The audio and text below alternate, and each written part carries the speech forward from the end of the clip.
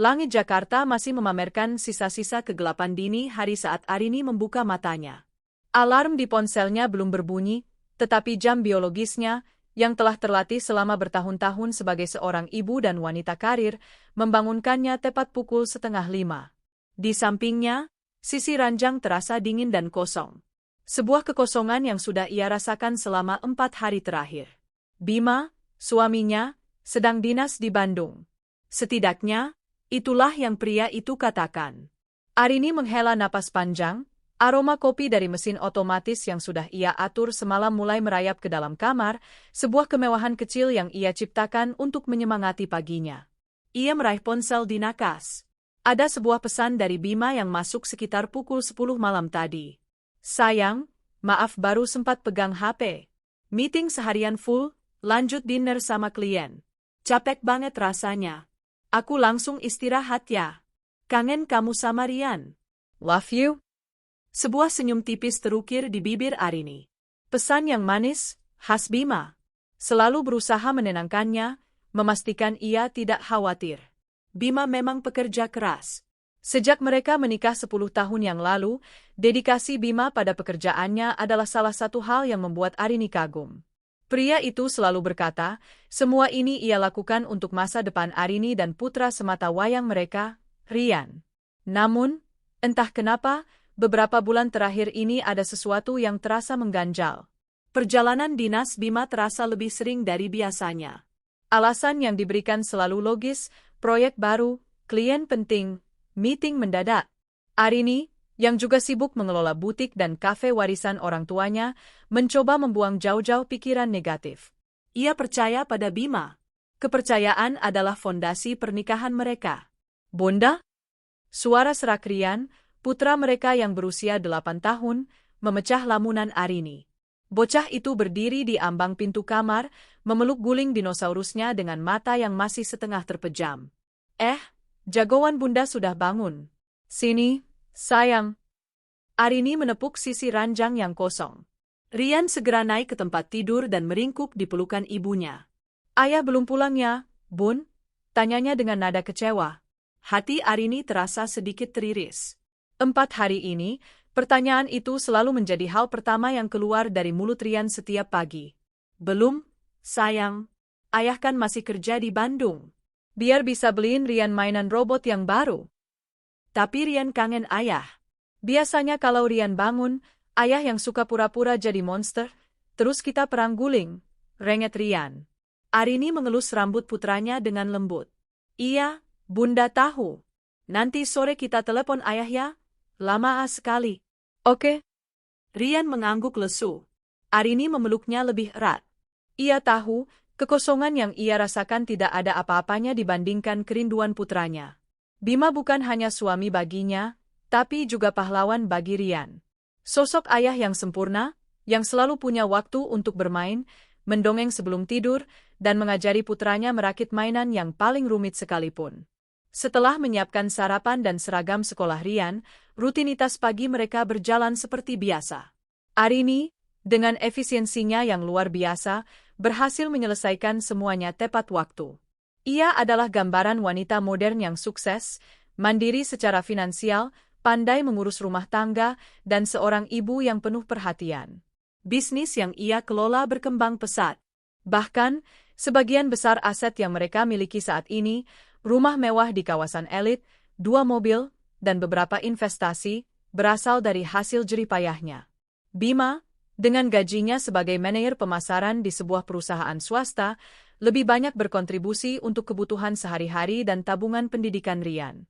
Arini tidak pernah mempermasalahkannya. Baginya, dalam pernikahan, semua adalah milik bersama. Uangnya adalah uang Bima juga.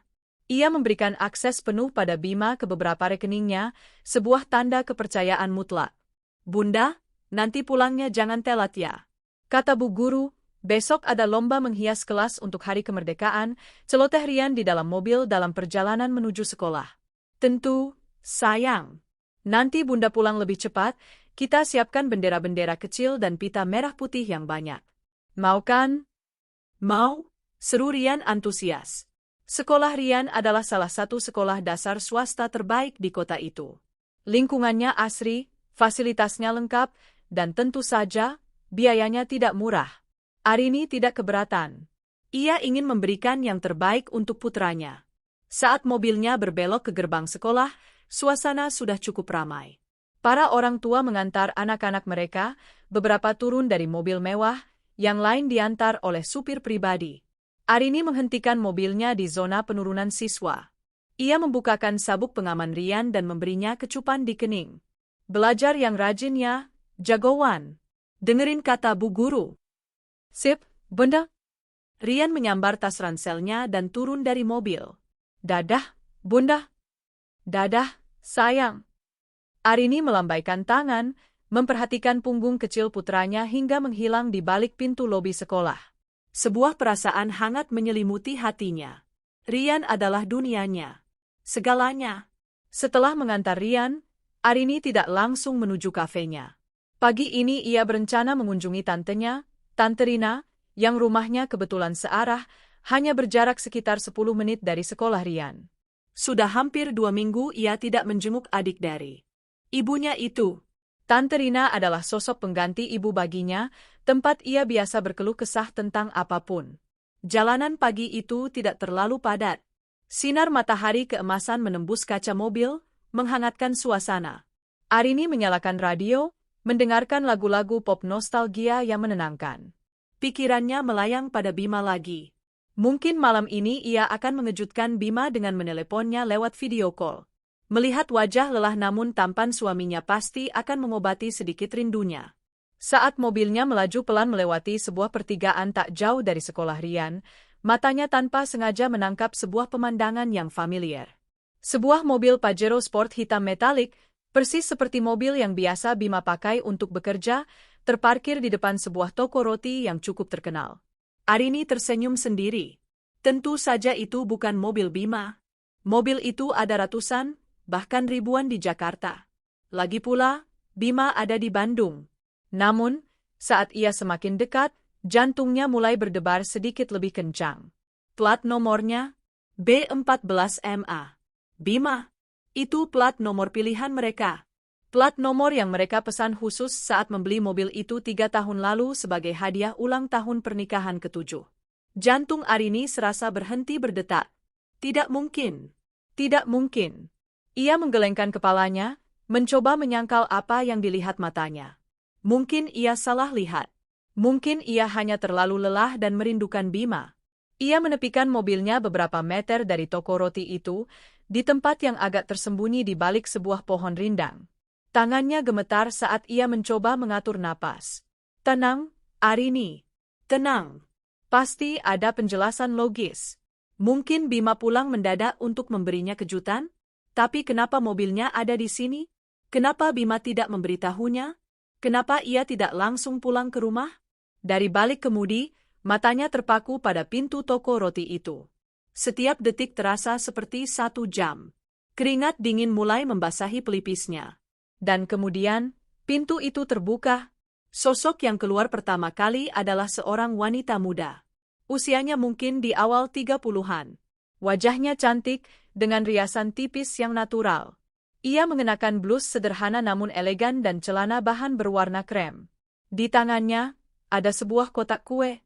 Di belakangnya, seorang anak perempuan kecil, mungkin seumuran Rian, melompat-lompat kecil sambil memegang sebungkus roti coklat. Anak perempuan itu mengenakan seragam sekolah yang sama persis dengan seragam yang Rian kenakan. Arini membeku. Ia mengenali anak perempuan itu. Maya. Teman sekelas Rian. Rian pernah beberapa kali menyebut namanya. Katanya, Maya baru pindah ke sekolah mereka semester ini. Dan kemudian, sosok ketiga keluar dari toko. Dunia Arini seakan runtuh berkeping-keping. Seluruh udara di paru-parunya seakan tersedot habis. Waktu berhenti. Suara klakson mobil dan hiruk-pikuk jalanan pagi itu lenyap, digantikan oleh suara dengungan keras di telinganya. Itu Bima. Suaminya. Pria yang seharusnya berada di Bandung, bekerja keras untuk keluarga mereka. Pria yang semalam mengiriminya pesan rindu dan cinta. Pria itu berdiri di sana, di bawah sinar matahari pagi Jakarta, tersenyum. Bukan senyum lelah karena pekerjaan, tapi senyum tulus yang penuh kehangatan. Senyum yang biasanya hanya ia berikan untuk Arini dan Rian. Bima mengambil alih kotak kue dari tangan wanita itu. Tangan kirinya kemudian terulur, bukan untuk menggandeng wanita itu, tapi untuk mengelus puncak kepala Maya dengan penuh kasih sayang. Ia membungkuk sedikit, mengatakan sesuatu yang membuat gadis kecil itu tertawa riang. Pemandangan itu begitu sempurna. Sebuah potret keluarga kecil yang bahagia. Ayah, ibu, dan anak perempuan mereka. Arini merasa mual. Perutnya seperti diaduk-aduk. Tangannya mencengkeram kemudi begitu erat hingga buku-buku jarinya memutih. Matanya tak berkedip, merekam setiap detail adegan menyakitkan di hadapannya. Wanita itu, Ibu Maya, tersenyum pada Bima. Senyum yang penuh kelembutan dan rasa terima kasih. Bima balas tersenyum, lalu matanya menatap wanita itu dengan tatapan yang sangat Arini kenal. Tatapan penuh pemujaan. Tatapan yang sama yang Bima berikan padanya di altar pernikahan 10 tahun lalu. Mereka bertiga berjalan menuju Pajero hitam itu. Bima membukakan pintu belakang untuk Maya, memastikan gadis kecil itu duduk dengan aman. Kemudian, ia membukakan pintu depan untuk wanita itu. Sebuah perlakuan ksatria yang selalu Bima lakukan untuk Arini. Wanita itu masuk ke mobil, dan Bima menutup pintunya dengan lembut sebelum berjalan memutar untuk masuk ke kursi pengemudi. Mobil itu menyala. Perlahan, mobil itu bergerak menjauh dari toko roti, berbelok ke arah sekolah Rian. Mengantar anak sekolah. Bima, suaminya, yang pamit dinas luar kota, ternyata ada di Jakarta. Tidak hanya itu, ia sedang mengantar teman sekelas putranya ke sekolah. Bersama ibunya. Bertingkah seperti seorang suami dan ayah yang sempurna untuk keluarga lain. Napas Arini tersengal-sengal. Air mata yang sejak tadi ia tahan akhirnya tumpah, mengalir deras membasahi pipinya. Rasa sakitnya begitu tajam, begitu menusuk, seolah ada sebilah pisau es yang ditancapkan tepat di jantungnya. Ini bukan sekadar perselingkuhan biasa.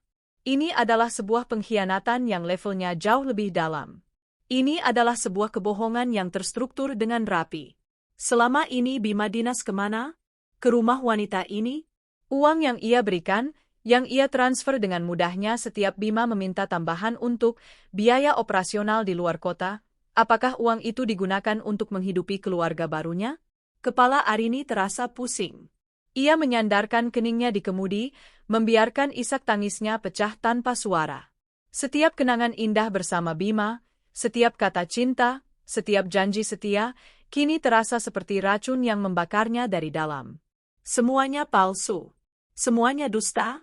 Rian, pikiran tentang putranya membuat hatinya semakin hancur. Anaknya di rumah merindukan ayahnya setengah mati. Menanyakan kepulangan pahlawannya setiap pagi. Sementara pahlawannya itu, di luar sana, sedang sibuk mencurahkan kasih sayangnya untuk anak perempuan lain. Mengurus anak dari wanita lain. Amarah mulai merayap, menggantikan rasa sakit yang melumpuhkan. Amarah yang dingin dan kelam. Ia merasa bodoh. Begitu bodoh karena telah memberikan kepercayaan penuh. Begitu naif karena mengabaikan firasat-firasat kecil yang selama ini muncul. Siapa wanita itu? Kenapa harus ibu dari teman sekelas Rian? Apakah ini semua hanya kebetulan, atau sebuah rencana keji yang disengaja? Arini teringat Rian pernah bercerita bahwa Maya adalah seorang anak yatim. Ayahnya sudah meninggal. Jadi, wanita itu seorang janda. Janda anak satu. Klise sekali. Arini mengangkat kepalanya. Wajahnya basah oleh air mata, namun sorot matanya kini berubah. Tak ada lagi kelembutan di sana. Yang ada hanya kilatan tajam penuh kekecewaan dan kebencian. Ia harus mencari tahu. Ia harus tahu segalanya. Dengan tangan yang masih sedikit gemetar, ia menyalakan mesin mobilnya. Bukan, ia tidak akan mengikuti mereka. Itu terlalu berisiko. Ia butuh rencana yang lebih cerdas. Ia punya firasat kuat bahwa ini bukan sekadar perselingkuhan. Perasaan nyaman dan domestik yang ia lihat di antara Bima dan wanita itu menunjukkan sesuatu yang lebih. Sesuatu yang lebih permanen. Sesuatu yang lebih mengerikan. Pernikahan? Pikiran itu melintas seperti kilat, menyambar sisa-sisa hatinya hingga menjadi abu. Mungkinkah Bima menikah lagi di belakangnya? Tanpa izinnya? Diam-diam? Arini memutar mobilnya, kembali ke arah rumah. Kunjungan ke rumah tantenya ia batalkan. Pikirannya bekerja dengan cepat, menyusun kepingan-kepingan puzzle yang menyakitkan. Alamat Maya. Ia bisa mendapatkannya dari data sekolah. Ia punya kenalan di bagian administrasi. Wanita itu, siapa namanya? Ia akan mencari tahu. Rumahnya, pekerjaannya, segalanya. Dan Bima, oh, Bima. Pria itu akan pulang malam ini, atau mungkin besok, dengan wajah lelah palsunya, dengan oleh-oleh dari Bandung palsunya, dengan cerita-cerita bohongnya. Dan Arini akan menyambutnya. Ia akan tersenyum. Ia akan bersandiwara. Ia akan menjadi istri yang paling manis dan patuh. Karena ini bukan saatnya untuk konfrontasi. Ini adalah saatnya untuk mengumpulkan bukti. Ini adalah saatnya untuk merencanakan pembalasan. Bima telah membangun istana kebahagiaan di atas kebohongan dan uangnya.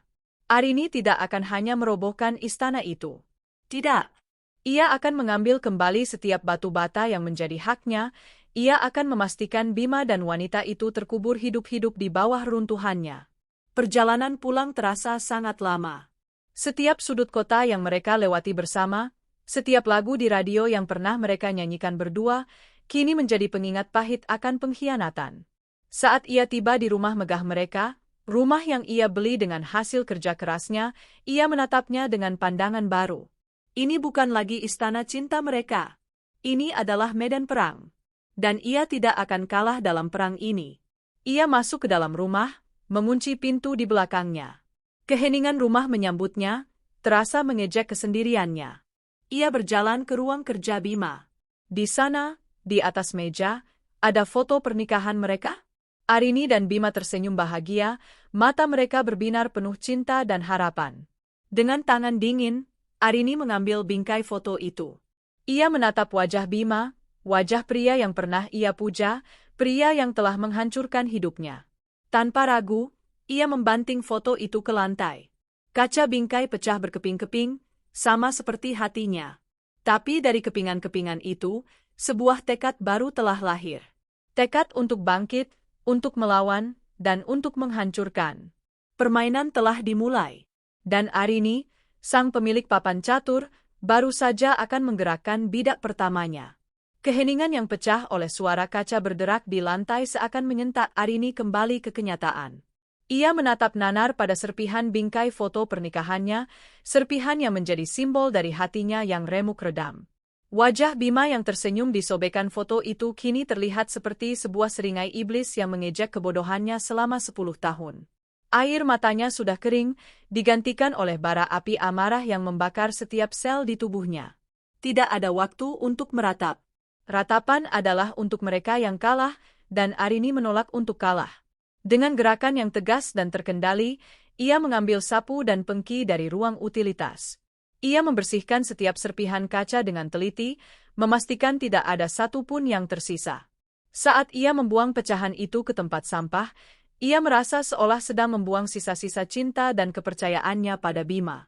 Bersih. Tak bersisa. Pikirannya kini setajam pisau bedah. Ia harus bergerak cepat dan cerdas. Bima pasti akan menelepon sebentar lagi, menanyakan kabarnya dengan suara penuh kepalsuan. Ia harus siap. Ia harus menjadi Arini yang sama seperti tadi pagi, istri yang penuh cinta, sedikit naif, dan sangat merindukan suaminya. Topengnya harus sempurna. Ia kembali ke kamar, merapikan tempat tidur, dan menyemprotkan sedikit parfum Bima ke bantal di sisi ranjang yang kosong. Sebuah detail kecil untuk meyakinkan pria itu bahwa ia sangat merindukannya. Kemudian, ia duduk di depan meja rias, menatap pantulan wajahnya sendiri di cermin. Matanya masih sedikit bengkak, sisa-sisa tangis tadi. Dengan cekatan, ia mengaplikasikan kompres dingin, lalu menutupi jejak kesedihannya dengan lapisan tipis concealer dan bedak. Saat selesai, tak ada yang akan menyangka bahwa wanita di cermin itu baru saja menyaksikan dunianya hancur lebur. Yang ada hanyalah Arini, wanita karir yang elegan dan ibu yang tenang. Benar saja, ponselnya berdering. Nama, suamiku sayang, terpampang di layar.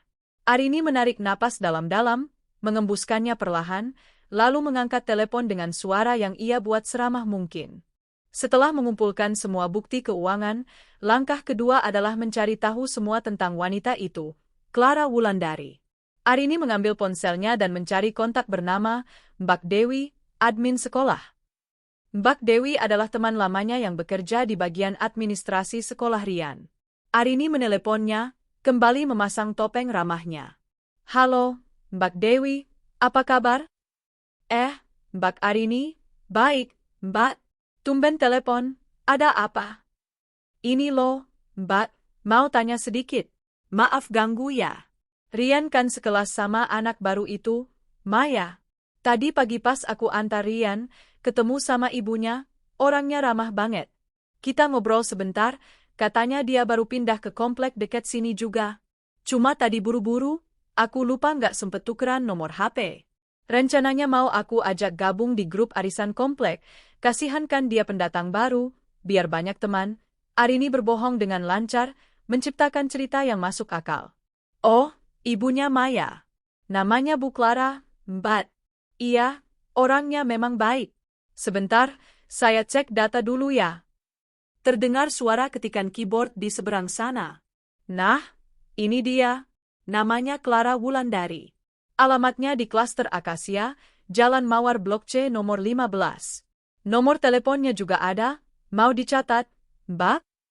Boleh, Mbak. Makasih banyak ya, Mbak Dewi. Bermanfaat sekali infonya. Sama-sama, Mbak Arini. Setelah mendapatkan alamat dan nomor telepon, Arini segera mematikan panggilan. Klaster Akasia. Ia tahu tempat itu. Sebuah komplek perumahan baru yang cukup mewah, tidak terlalu jauh dari sekolah Rian. Harga rumah di sana tidak murah. Pasti dibeli dengan uangnya. Dengan nama lengkap dan nomor telepon di tangan, Arini memulai penyelidikan digitalnya. Ia memasukkan nama Clara Wulandari di mesin pencari dan media sosial. Hasilnya muncul seketika. Sebuah profil Facebook dan Instagram dengan nama yang sama. Fotonya adalah foto wanita yang ia lihat tadi pagi. Cantik, tersenyum manis ke arah kamera. Akunnya tidak dikunci. Sebuah kesalahan fatal bagi seorang pelakor, pikir Arini sinis. Ia membuka profil Instagramnya terlebih dahulu. Isinya adalah potret kehidupan yang tampak sempurna. Foto-foto Maya yang lucu, foto-foto makanan di restoran-restoran mahal, foto liburan di pantai, dan foto-foto dirinya yang berpose dengan barang-barang bermerek. Arini menzoom setiap foto, mencari jejak Bima. Tidak ada. Wanita ini cukup pintar untuk tidak memajang foto kekasih gelapnya. Namun, Arini lebih jeli. Ia tidak mencari wajah Bima. Ia mencari benda-benda milik Bima. Dan ia menemukannya. Di sebuah foto Clara yang sedang duduk di sebuah kafe, di atas meja di samping cangkir kopinya, tergeletak sebuah jam tangan. Jam tangan Tag Heuer Carrera edisi terbatas yang Arini berikan sebagai hadiah ulang tahun Bima 2 tahun yang lalu. Tidak salah lagi. Arini hafal setiap detail jam itu. Di foto lain, Clara berpose selfie di dalam mobil. Arini mengenali interior mobil itu. Jok kulit berwarna krem, aksen kayu di dashboard. Itu adalah Pajero Bima. Foto itu diunggah 3 minggu yang lalu saat Bima pamit, dinas ke Surabaya. Darah Arini mendidih. Wanita ini tidak hanya merebut suaminya, ia juga dengan bangga memamerkan hasil curiannya, hasil dari pengkhianatan suaminya, di media sosial. Seolah mengejek Arini dari kejauhan. Arini menyimpan setiap foto itu. Semakin banyak bukti yang ia punya, semakin kuat posisinya nanti. Ia kemudian beralih ke profil Facebook. Di sana, informasinya lebih banyak. Clara mencantumkan statusnya sebagai single mother dan pekerjaannya sebagai freelance interior designer. Di daftar temannya, Arini menemukan beberapa nama yang ia kenal, para ibu dari teman-teman sekelas Rian. Jadi wanita ini sudah berhasil menyusup ke dalam lingkaran sosialnya. Arini terus menggulir ke bawah, melihat postingan-postingan lama. Ia berhenti pada sebuah postingan sekitar 8 bulan yang lalu. Sebuah foto USG kehamilan dengan keterangan, "Can't wait to meet you, my little prince. The best gift from the best man in the world. Thank you for making my life complete again." Arini membeku. Hamil? 8 bulan yang lalu? Itu artinya, sekarang bayi itu sudah lahir. Bima tidak hanya mengurus satu anak wanita lain, tapi dua, dan status itu, terima kasih telah membuat hidupku lengkap kembali. Kalimat itu jelas ditujukan untuk seorang pria. Pria itu pastilah Bima. Napasnya terasa sesak. Pengkhianatan ini jauh lebih dalam dan lebih rumit dari yang ia bayangkan. Bima tidak hanya berselingkuh. Ia telah membangun sebuah keluarga baru yang utuh di belakangnya. Seorang istri siri, seorang anak tiri, dan seorang anak kandung. Ponselnya bergetar. Sebuah pesan masuk dari Bima. Sayang, kerjaan udah beres. Aku di hotel sekarang, mau bersih-bersih terus istirahat. Kamu jangan tidur malam-malam ya. Mimpiin aku. Arini menatap pesan itu dengan mata kosong. Pria itu sedang berbaring di ranjangnya bersama wanita lain, mungkin sambil menggendong bayi hasil perselingkuhan mereka, dan masih sempat mengiriminya pesan cinta yang menjijikkan. Arini tidak membalas. Ia meletakkan ponsel dan laptopnya. Kepalanya terasa berat, penuh dengan informasi yang menyakitkan. Ia berjalan ke dapur, menuang segelas air dingin dan meneguknya hingga habis. Ia butuh udara segar. Ia membuka pintu belakang yang mengarah ke taman kecil. Angin malam yang sejuk menerpa wajahnya. Ia menatap langit yang gelap tanpa bintang. Selama ini ia hidup dalam sebuah kebohongan besar. Pernikahannya, cintanya, keluarganya, semuanya hanyalah ilusi yang diciptakan oleh seorang aktor ulung. Tapi sekarang ia sudah tahu. Ia tahu segalanya. Ia punya bukti keuangan, ia tahu identitas wanita itu, alamatnya, bahkan rahasia tergelap mereka. Ia memegang semua kartu. Bima dan selingkuhannya mengira mereka aman dalam dunia rahasia mereka, tidak tahu bahwa Arini, sang ratu yang mereka khianati, sedang berdiri di luar gerbang, siap untuk meruntuhkan kerajaan kecil mereka. Rasa sakitnya masih ada, menggerogoti hatinya seperti kanker. Tapi di atas rasa sakit itu, telah tumbuh sebuah kekuatan baru. Kekuatan yang lahir dari amarah dan kekecewaan. Ia tidak akan membiarkan mereka menang. Ia akan mengambil kembali semua miliknya, hartanya, harga dirinya, dan kebahagiaan putranya. Ia kembali masuk ke dalam rumah. Malam ini akan terasa panjang. Ia akan terus bersandiwara, menyusun rencananya dengan lebih matang. Besok, saat Bima pulang dengan senyum palsunya, ia akan menyambutnya dengan pelukan terhangat. Pelukan seorang istri yang penyayang. Pelukan seekor ular yang siap mematuk mangsanya saat lengah. Permainan catur ini akan menjadi sangat menarik. Dan Arini bersumpah, ia yang akan melakukan skakmat. Arini tidak tidur malam itu.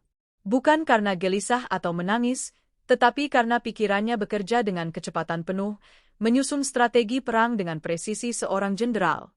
Setiap detail, setiap kemungkinan, setiap langkah balasan, ia perhitungkan dengan cermat. Ruang kerjanya yang sunyi menjadi markas komandonya. Di layar laptopnya, bukan lagi mutasi rekening yang terpampang, melainkan draft-draft rencana yang ia ketik dalam sebuah file terenkripsi. Rencana kejatuhan Bima. Saat azan subuh berkumandang, Arini bangkit dari kursinya. Ia tidak merasa lelah. Amarah dan dendam telah menjadi bahan bakar yang memberinya energi tak terbatas. Ia mandi, mengenakan pakaian olahraga, dan turun ke bawah untuk menyiapkan sarapan, seolah-olah ini adalah pagi normal lainnya. Aroma roti panggang dan kopi segar memenuhi udara, sebuah fasad domestik yang menutupi niatnya yang mematikan. Ia membangunkan Rian dengan kecupan lembut, membantunya bersiap-siap sekolah dengan kesabaran ekstra. Hatinya terasa perih melihat wajah polos putranya yang tidak tahu apa-apa. Rian adalah satu-satunya korban tak bersalah dalam perang ini, dan Arini bersumpah akan melindunginya dengan segenap jiwa dan raga. Bunda, nanti ayah beneran pulang kan? Tanya Rian saat sarapan, matanya berbinar penuh harap. Arini tersenyum, senyum yang terasa seperti topeng timah di wajahnya. Iya, dong, sayang. Kata ayah, nanti siang ayah sudah sampai di rumah. Rian senang? Senang banget. Nanti Rian mau pamerin gambar Spiderman Rian yang baru. Kemarin dapat nilai 100, loh. Wah, jagoan bunda memang hebat. Ayah pasti bangga sekali nanti, kata Arini, sambil mengoleskan selai coklat ke roti Rian. Setiap kata pujian untuk Bima terasa seperti bara api di lidahnya. Setelah mengantar Rian ke sekolah, Arini tidak pulang. Ia memarkir mobilnya di lobi gedung perkantoran mewah di pusat kota. Tujuannya adalah firma hukum milik Tante Rina. Tante Rina bukan hanya tantenya, ia adalah seorang pengacara perceraian yang disegani, terkenal dengan reputasinya yang tanpa kompromi dan selalu memenangkan hak kliennya. "Arini, tumben pagi-pagi sekali ke sini. Ada apa, sayang?" Sambut Tante Rina di ruangannya yang elegan, penuh dengan buku-buku hukum tebal. Arini tidak membuang waktu. Ia tidak menangis. Dengan suara yang datar dan dingin, ia menceritakan semua yang ia lihat dan temukan. Dari adegan di depan toko roti, penyelidikan jejak keuangan, hingga penemuannya di media sosial tentang keluarga baru Bima, lengkap dengan bayi mereka. Ia menyajikan fakta-fakta itu seperti seorang jaksa yang membacakan dakwaan. Tante Rina, yang awalnya mendengarkan dengan ekspresi santai, perlahan-lahan menegakkan duduknya. Wajahnya mengeras. Sebagai pengacara, ia sudah mendengar ratusan kisah pengkhianatan, tetapi mendengar keponakan kesayangannya sendiri mengalaminya dengan cara yang begitu keji membuat darahnya mendidih. "Brengsek," desis Tante Rina saat Arini selesai bercerita. Pria itu tidak hanya berselingkuh, dia itu penipu dan pencuri. "Semua aset atas namamu kan, Rin?" Arini mengangguk. "Sebagian besar, Tante. Rumah, kafe, butik, beberapa deposito. Mobil Pajero itu atas nama Bima, tapi cicilannya aku yang bayar dari rekening bersama. Ada juga apartemen kecil yang kami beli bersama di awal pernikahan, itu atas nama kami berdua." Tante Rina mengetuk-ngetukkan penanya di meja. "Oke. Langkah pertama dan yang paling krusial adalah mengamankan seluruh asetmu. Sekarang juga. Sebelum dia pulang dan curiga. Kamu punya akses penuh ke semua rekening, kan?" "Punya, Tante." "Bagus. Dengar baik-baik, ini yang harus kamu lakukan." Selama 1 jam berikutnya, Tante Rina memberikan instruksi yang jelas dan terperinci. Arini menyimak dengan saksama, otaknya merekam setiap detail. "Pindahkan semua uang dari rekening bersama dan rekening bisnismu ke rekening baru atas namamu sendiri yang sudah kamu siapkan. Segera hubungi bank untuk memblokir semua kartu kredit dan kartu debit tambahan yang dipegang Bima.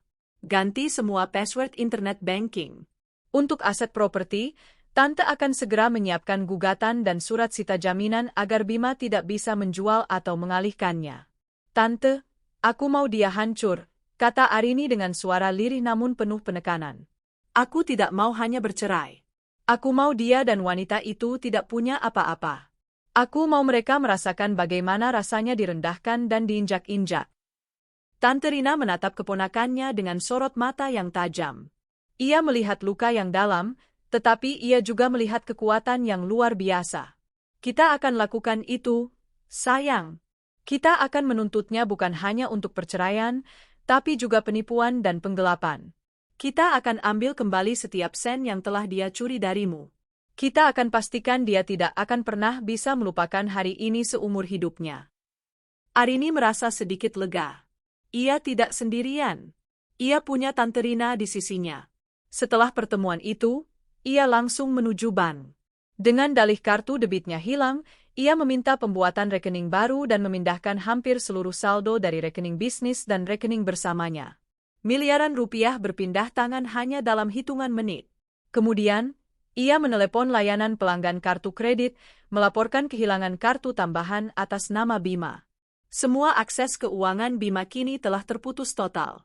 Pria itu kini seperti layang-layang putus, melayang tanpa arah, tidak sadar benangnya telah digunting. Sekitar pukul 2 siang, Bima tiba di rumah. Ia masuk dengan senyum lebar, membawa sebuah koper dan beberapa kantong oleh-oleh khas Bandung. Penampilannya tampak sedikit lelah, sebuah akting yang meyakinkan. "Sayang, aku pulang," serunya.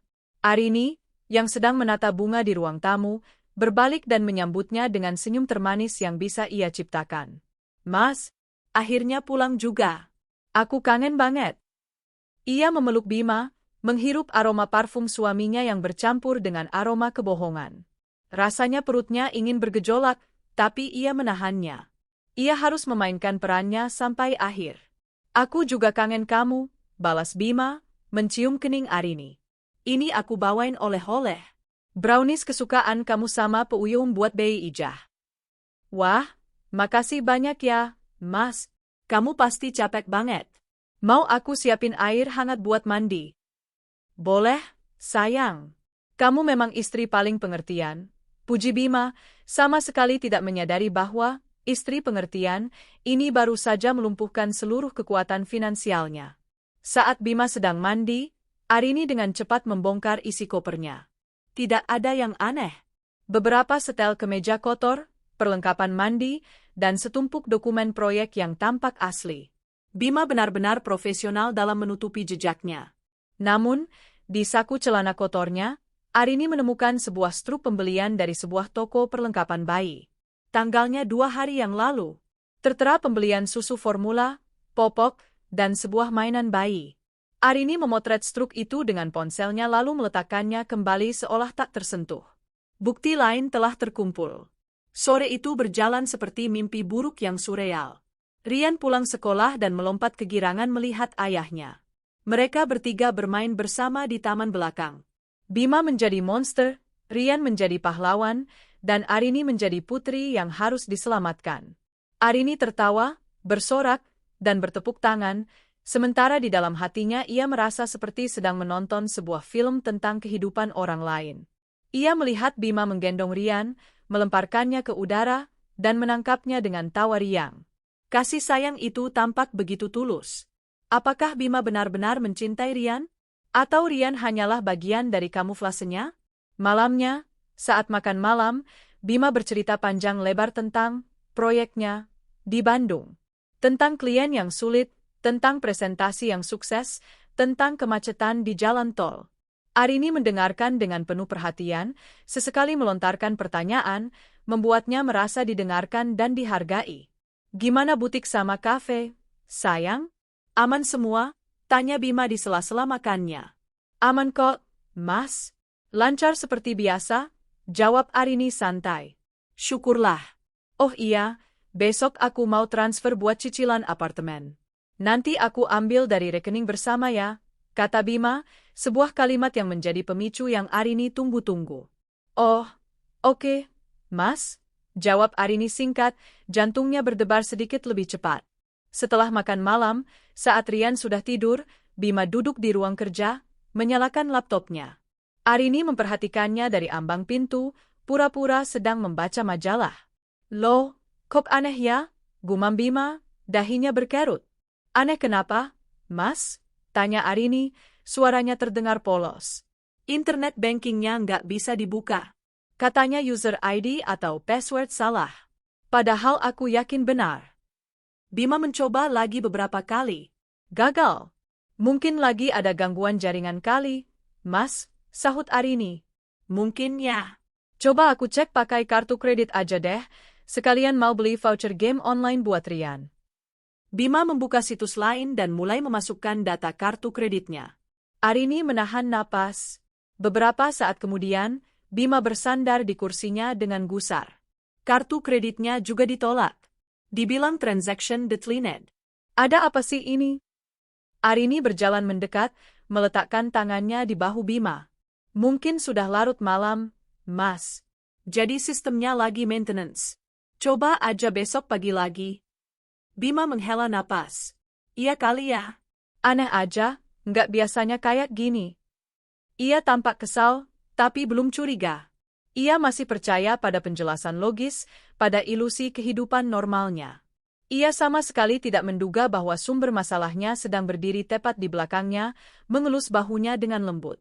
Ya udah, istirahat aja yuk, Mas.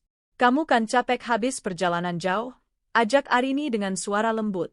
Bima mengangguk dan mematikan laptopnya. Mereka berjalan bersama ke kamar tidur. Malam itu, untuk pertama kalinya setelah 10 tahun pernikahan, Arini tidur memunggungi Bima. Ia tidak bisa menahan rasa jijiknya. Ia memejamkan mata, bukan untuk tidur, tetapi untuk membayangkan wajah panik Bima saat esok pagi ia menyadari bahwa ia tidak bisa mengakses sepeser pun uangnya. Saat ia menyadari bahwa dunianya yang nyaman dan penuh kepalsuan telah runtuh dalam semalam. Serangan fajar telah berhasil. Bom waktu telah dipasang. Arini hanya tinggal menunggu ledakannya. Dan ia akan berada di sana, di barisan terdepan, Menonton semuanya terbakar hangus dengan senyum manis di wajahnya. Senyum seorang algojo yang telah berhasil mengeksekusi mangsanya. Pagi datang membawa serta ketegangan yang nyaris bisa dirasakan di udara. Arini bangun sebelum Bima, seperti biasa. Ia bergerak tanpa suara, menyiapkan sarapan di dapur dengan ketenangan yang menakutkan. Di atas meja makan, ia menata nasi goreng spesial kesukaan Bima, telur mata sapi, dan irisan tomat. Pemandangan sarapan keluarga yang sempurna, sebuah panggung yang telah ia siapkan untuk drama terakhir mereka. Bima turun beberapa saat kemudian dengan wajah kusut. Kekecewaannya semalam karena gagal mengakses rekening tampaknya masih tersisa. Ia mencoba tersenyum pada Arini, namun senyumnya tampak kaku. "Pagi, sayang," sapanya sambil duduk di kursi. "Wah, nasi goreng. Enak nih kelihatannya." "Pagi, Mas. Dimakan Gih, mumpung masih hangat," jawab Arini dengan nada datar.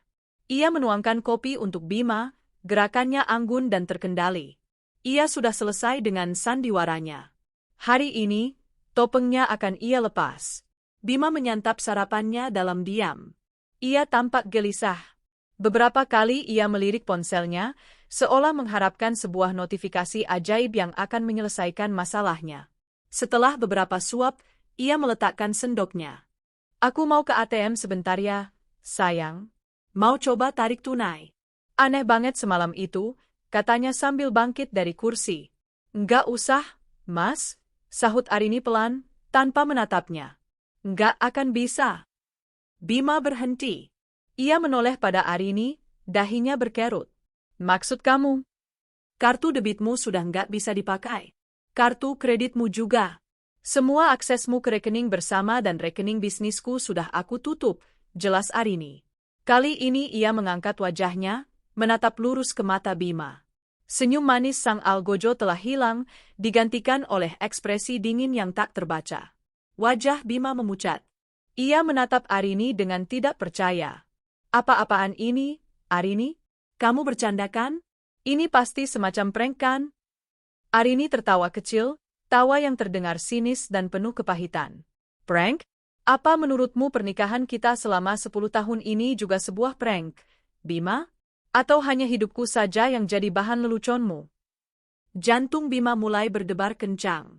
Nada suara Arini, tatapan matanya, ini bukan Arini yang ia kenal. Kepanikan mulai merayapinya. "Aku nggak ngerti kamu ngomong apa. Kenapa kamu tutup semua aksesku?" "Aku mau bayar cicilan apartemen hari ini." "Oh, cicilan apartemen? Atau cicilan rumah di klaster Akasia, Jalan Mawar Blok C nomor 15? Tembak Arini, menyebutkan alamat yang ia dapat dari admin sekolah dengan penekanan di setiap kata. Tubuh Bima membeku.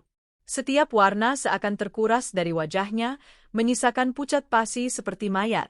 Bagaimana Arini bisa tahu alamat itu? Atau mungkin uangnya mau dipakai untuk membeli susu formula dan popok untuk bayimu dengan Clara Wulandari?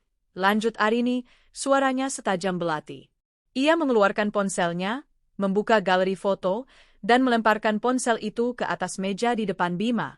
Di layar, terpampang dengan jelas foto struk pembelian dari toko perlengkapan bayi yang ia temukan di saku celana Bima. Bima terkesiap seolah baru saja dihantam bogem mentah. Matanya terpaku pada layar ponsel, lalu beralih ke wajah Arini yang dingin. Ia membuka mulutnya, mencoba mencari kata-kata, tetapi tidak ada suara yang keluar. Dunia gandanya yang ia bangun dengan begitu rapi, runtuh dalam hitungan detik. "Bagaimana?" bisiknya dengan suara bergetar. "Bagaimana aku tahu?" potong Arini. Ia bangkit dari kursinya, berjalan perlahan mengitari meja makan, seperti seekor singa betina yang mengintai mangsanya yang tak berdaya. "Seharusnya itu pertanyaanku, Bima. Bagaimana kamu bisa melakukan ini padaku? Di belakangku?" "Menggunakan uangku, hasil kerja kerasku, untuk membangun keluarga baru dengan seorang janda anak satu." "Arini, aku bisa jelaskan," gagap Bima, kepanikan kini berubah menjadi keputusasaan. "Jelaskan apa?" bentak Arini, suaranya naik 1 oktav, tak lagi tertahan. "Jelaskan bahwa dinas luar kota MU itu sebenarnya adalah pulang ke rumah istri mudamu? Jelaskan bahwa kamu tega membiarkan Rian, anak kandungmu sendiri, Merindukanmu setengah mati sementara kamu sibuk mengantar anak perempuan lain sekolah? Jelaskan bahwa kamu mencuri uangku, uang yang aku berikan dengan kepercayaan penuh, untuk membiayai hidup pelakor itu dan anak-anaknya. Setiap kata adalah sebuah tamparan. Bima menunduk, tidak sanggup menatap mata Arini yang menyala-nyala karena amarah. Aku hilaf, Rin, lirihnya, sebuah alasan klise yang membuat Arini semakin muak. Hilaf? Arini mendengus. Hilaf itu sekali, Bima. Bukan bertahun-tahun. Bukan sampai kamu menikahinya diam-diam dan punya anak darinya. Kamu pikir aku bodoh? Aku tidak menikahinya, sanggah Bima cepat, mencoba menyelamatkan apapun yang tersisa. Kami hanya dekat. Oh ya? Lalu bayi itu anak siapa? Anak Jin, cibir Arini. Berhenti berbohong, Bima. Aku sudah tahu semuanya. Aku tahu tentang pernikahan siri kalian. Aku tahu tentang rumah yang kamu belikan untuknya. Aku tahu setiap rupiah uangku yang kamu berikan padanya. Bima terdiam. Tamat sudah. Tak ada lagi celah untuk berbohong. Ia menatap Arini dengan tatapan memohon. Maafkan aku, Arini.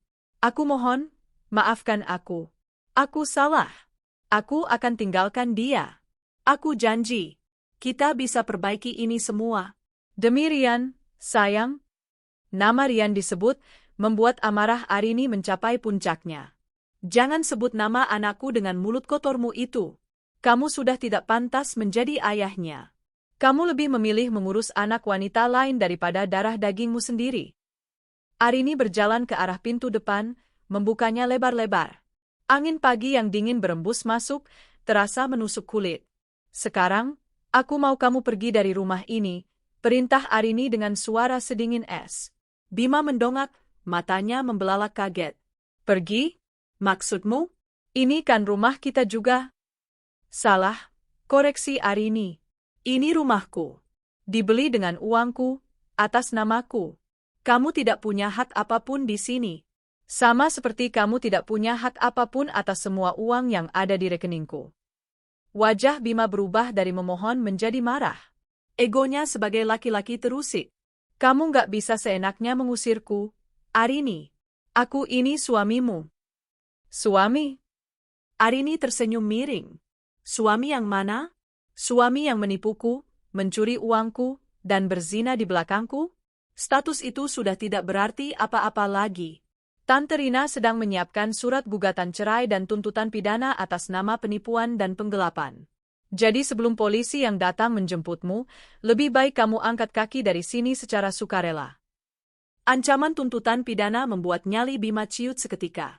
Wajahnya kembali pucat. Ia tahu Tante Rina bukan pengacara sembarangan. Jika Arini serius, habislah riwayatnya. Arini, tolong, jangan lakukan ini, pintanya lagi, suaranya kini terdengar putus asa. Aku harus kemana? Aku tidak punya uang sepeser pun. Itu bukan urusanku, jawab Arini tanpa belas kasihan. Kamu bisa pergi ke istri mudamu. Bukankah dia melengkapi hidupmu? Suruh dia yang menanggung hidupmu sekarang. Coba kita lihat, apakah dia masih akan mencintaimu saat kamu sudah tidak punya apa-apa. Kalimat terakhir itu menohok Bima tepat di ulu hati. Ia tahu Clara bersamanya salah satunya karena kemapanan yang ia tawarkan, kemapanan yang ternyata palsu, karena semuanya milik Arini. Cepat kemasi barang-barangmu. Aku hanya memberimu waktu 30 menit, kata Arini sambil melirik jam di dinding. Ambil saja pakaianmu. Jangan coba-coba menyentuh barang lain di rumah ini. Karena semuanya, sekali lagi, adalah milikku. Bima menatap Arini dengan nanar. Wanita yang ada di hadapannya bukanlah lagi istrinya yang lembut dan penuh pengertian. Ia adalah seorang hakim yang telah menjatuhkan vonis, seorang algojo yang siap memenggal kepalanya. Tak ada cinta, tak ada ampun. Yang tersisa hanyalah kebencian dan penghinaan. Dengan langkah gontai, dikalahkan oleh kebenarannya sendiri, Bima berjalan menuju kamar mereka. Kamar yang penuh kenangan, yang kini terasa seperti neraka. Arini tidak mengikutinya. Ia tetap berdiri di dekat pintu yang terbuka, mengawasinya dari kejauhan, memastikan pria itu tidak mengambil apapun yang bukan haknya. Ledakan itu telah terjadi. Dan dari balik asap dan reruntuhan pernikahannya, Arini berdiri tegak. Ia mungkin terluka, hatinya mungkin hancur berkeping-keping, tetapi ia tidak hancur. Ia justru merasa lebih kuat. Ia telah merebut kembali kendali atas hidupnya. Dan ini, barulah permulaan dari kehancuran Bima dan wanita itu. 30 menit terasa seperti keabadian dan sekejap mata pada saat yang bersamaan. Arini tetap berdiri di posisinya, bersandar di kusen pintu yang terbuka, menjadi sipir penjara di rumahnya sendiri. Dari tempatnya berdiri, ia bisa mendengar suara laci dibuka dan ditutup dengan kasar, suara lemari yang berderit, dan sesekali suara umpatan tertahan dari kamar di lantai atas. Suara seorang pria yang dunianya terbalik, yang sedang meraup sisa-sisa kehidupannya yang palsu ke dalam sebuah koper. Akhirnya, Bima turun. Ia menyeret satu koper besar dan sebuah tas ransel. Wajahnya pias dan matanya merah, entah karena kurang tidur, marah, atau menahan tangis. Ia tidak lagi menatap Arini dengan amarah atau permohonan, melainkan dengan kehampaan. Ia tampak seperti seorang raja yang baru saja digulingkan dari tahtanya, diusir dari istananya sendiri hanya dengan pakaian yang melekat di badan. Ia berhenti di depan Arini, di ambang pintu. "Kunci mobil," katanya dengan suara serak. Arini menggeleng pelan. "Mobil itu dibeli atas namaku, Bima. Cicilannya lunas dibayar dari rekeningku. Itu milikku." Rahang Bima mengeras. "Lalu aku pergi bagaimana?" "Jalan kaki. Kamu bisa pesan taksi." "Oh, maaf." Arini berhenti sejenak, memasang ekspresi pura-pura bersalah. "Aku lupa. Kamu kan tidak punya uang." "Tapi tenang saja, pria sehebat kamu pasti punya banyak teman yang bisa dihubungi, kan?" sindirnya. Penghinaan itu terasa lebih menyakitkan daripada tamparan. Bima menatap Arini dengan kebencian yang murni. Ia mengeluarkan ponselnya, seolah ingin membuktikan kata-kata Arini, lalu menyadari betapa bodohnya tindakan itu. Siapa yang akan ia telepon? Apa yang akan ia katakan? "Tolong jemput aku. Aku baru saja diusir istriku karena ketahuan selingkuh dan sekarang aku tidak punya apa-apa." Ia memasukkan kembali ponselnya ke saku. Tanpa berkata apa-apa lagi, ia melangkah melewati Arini, keluar dari pintu, dan berjalan menyusuri jalan masuk yang familiar. Arini memperhatikannya terus berjalan, menyeret kopernya di atas paving block yang pernah mereka pilih bersama. Pria yang selama 10 tahun menjadi pusat dunianya, kini berjalan menjauh, menjadi orang asing. Saat Bima akhirnya menghilang di tikungan jalan, Arini menutup pintu. Bunyi klik dari kunci yang ia putar terasa seperti sebuah titik. Sebuah akhir. Saat itulah kekuatan yang selama ini menopangnya mulai goyah. Kakinya terasa lemas. Ia bersandar di pintu, punggungnya menempel pada kayu yang dingin. Ia tidak menangis. Air matanya sudah habis. Yang ia rasakan adalah kehampaan yang luar biasa. Rumah besar itu tiba-tiba terasa begitu sunyi dan kosong. Gema dari pertengkaran mereka seolah masih menggantung di udara. Selama beberapa menit, ia hanya berdiri di sana, membiarkan keheningan itu menelannya. Adrenalin yang memompanya selama 24 jam terakhir telah surut, menyisakan kelelahan yang sampai ke tulang. "Non? Non Arini?" Suara lembut Bei Ijah menyentaknya dari lamunannya.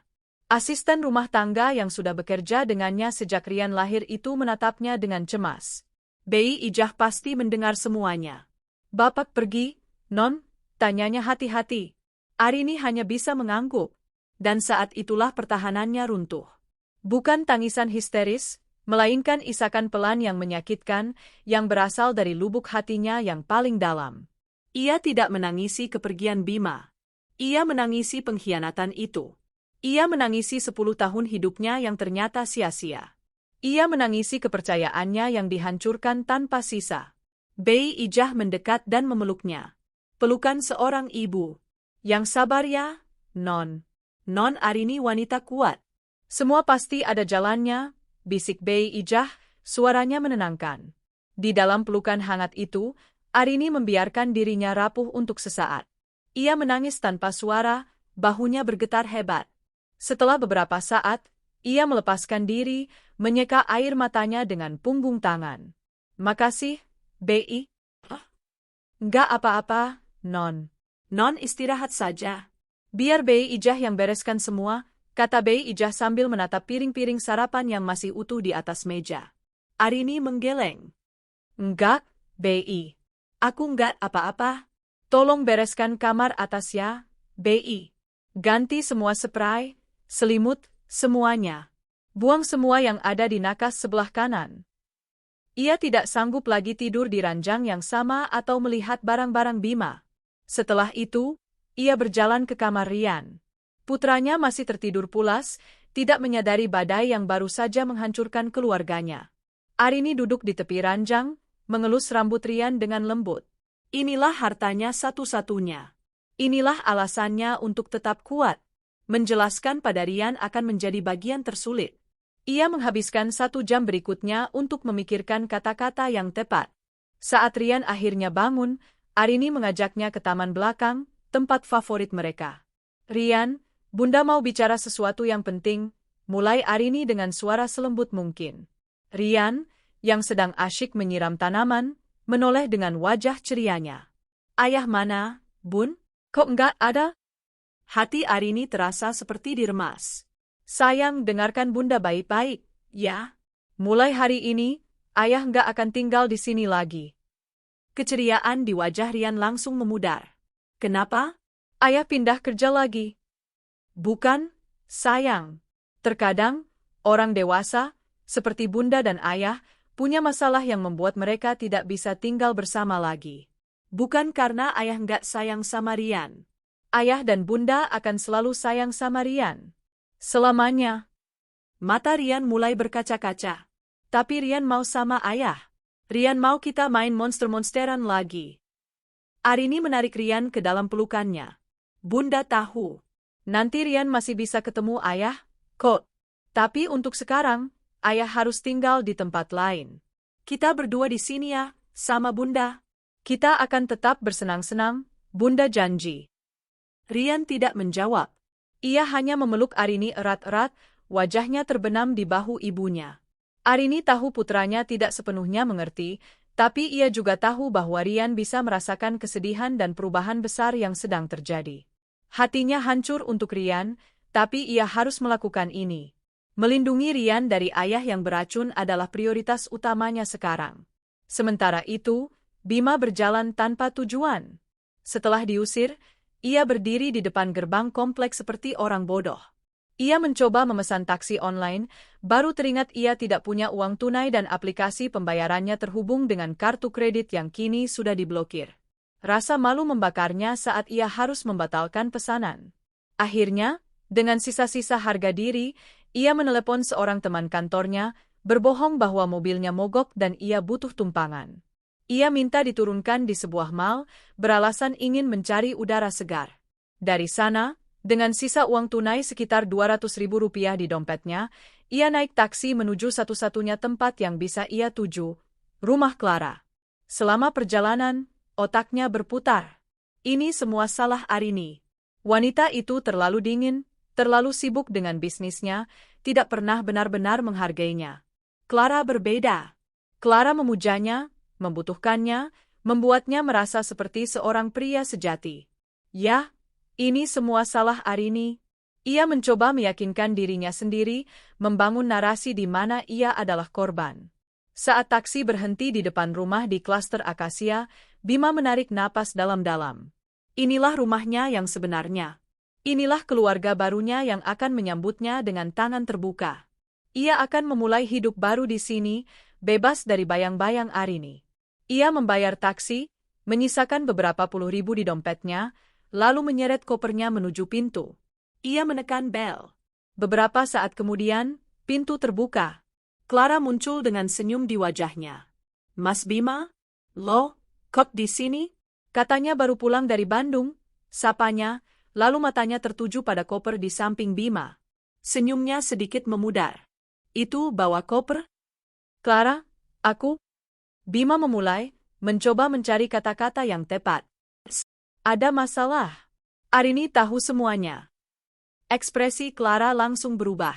Senyumnya hilang total, digantikan oleh keterkejutan dan kepanikan. Tahu? Tahu apa? Semuanya? Iya, semuanya. Tentang kita, Tentang rumah ini, tentang bayi kita, kata Bima pelan. Dia mengusirku. Aku tidak punya apa-apa lagi sekarang. Clara terdiam membeku. Matanya menatap Bima dari atas ke bawah, seolah baru pertama kali melihatnya. Ini bukan pria gagah dan mapan yang selama ini memanjakannya. Ini adalah seorang pecundang yang datang ke depan pintunya dengan sebuah koper. Masuk dulu, katanya akhirnya, suaranya terdengar dingin. Bima masuk, meletakkan kopernya di sudut ruang tamu yang interiornya ia biayai. Rumah itu terasa berbeda. Tidak ada kehangatan yang ia harapkan. Clara tidak memeluknya atau menenangkannya. Ia justru duduk di sofa, menyilangkan tangan di dada, dan menatap Bima dengan tatapan seorang interrogator. Jadi, apa maksudmu kamu gak punya apa-apa lagi? Tanyanya tajam. Arini memblokir semua kartuku. Semua rekening. Aku bahkan gak bisa ambil uang sepeser pun, jelas Bima, mengharapkan simpati. Clara mendengus. Rumah yang di sana? Mobil? Aset lainnya? Semua atas nama Arini, aku Bima dengan suara pelan. Aku tidak punya apa-apa atas namaku, kecuali apartemen yang masih nyicil itu. Keheningan yang mencekam memenuhi ruangan. Bima bisa melihat roda gigi berputar di kepala Clara. Wajahnya yang cantik kini terlihat keras dan penuh perhitungan. Wajah yang belum pernah Bima lihat sebelumnya. Jadi, selama ini kamu hidup dari uang istrimu? Tanya Clara, nadanya penuh dengan tuduhan dan cemoohan. Bukan begitu. Aku juga kerja, gajiku. Gajimu berapa sih, Mas? Potong Clara sinis. Cukup buat bayar cicilan rumah ini? Cukup buat biaya sekolah Maya di sekolah internasional itu? Cukup buat beliin aku tas Hermes yang kamu janjikan bulan depan. Bima terperangah. Clara, kenapa kamu jadi ngomongin soal uang? Aku datang ke sini karena aku butuh kamu. Kita ini Clara tertawa, tawa yang sama sekali tidak terdengar merdu. Keluarga? Mas, aku ini janda dengan 2 anak. Aku butuh pria yang bisa menafkahi aku dan anak-anakku, bukan pria yang justru jadi bebanku. Aku kira kamu orangnya. Ternyata aku salah. Jadi kamu sama aku cuma karena uang? Tanya Bima, tidak percaya dengan apa yang ia dengar. Jangan naif, deh, sahut Clara sambil bangkit dari sofa. Tentu saja awalnya aku suka sama kamu. Kamu baik, perhatian. Tapi aku juga realistis. Cinta nggak bisa buat bayar tagihan. Aku meninggalkan suamiku yang dulu juga karena dia bangkrut. Dunia Bima seakan runtuh untuk kedua kalinya dalam 1 hari. Wanita yang ia puja, yang ia anggap sebagai pelabuhan hatinya, ternyata sama saja. Bahkan lebih buruk. Arini, setidaknya, tulus mencintainya sebelum ia menghancurkan semuanya. Sekarang gimana? Kamu mau tinggal di sini? Dengan apa kamu mau bayar cicilan rumah ini bulan depan? Dengan apa kamu mau beli susu buat anakmu sendiri? Cerca Clara tanpa ampun. Bima terdiam, tak bisa menjawab. Ia telah kehilangan segalanya. Istrinya, anaknya, hartanya, dan kini, wanita simpanannya pun menunjukkan wajah aslinya. Ia adalah seorang raja yang telah digulingkan, dan kini ia menyadari bahwa ratu keduanya pun tak lebih dari seorang oportunis yang hanya menginginkan mahkotanya. Ia sendirian. Benar-benar sendirian. Terlantar di ruang tamu rumah yang ia pikir adalah istana barunya, dengan reruntuhan hidupnya di dalam sebuah koper. Dinding ruang tamu Clara terasa merapat, mencekik Bima dalam keheningan yang memekakkan. Kata-kata terakhir wanita itu, dingin, tajam, dan penuh cemoohan, menggema di kepalanya, menghancurkan ilusi terakhir yang ia miliki. Pelabuhan hatinya ternyata hanyalah dermaga transaksional, dan kapalnya yang kini karam tidak lagi diterima untuk bersandar. Jadi, kamu mau mengusirku juga? Tanya Bima dengan suara parau, menatap wanita yang wajahnya kini secantik topeng porselen yang dingin dan tak berperasaan. Clara mendengus, melipat tangannya di dada. Aku tidak bilang begitu. Tapi kamu harus realistis, Mas.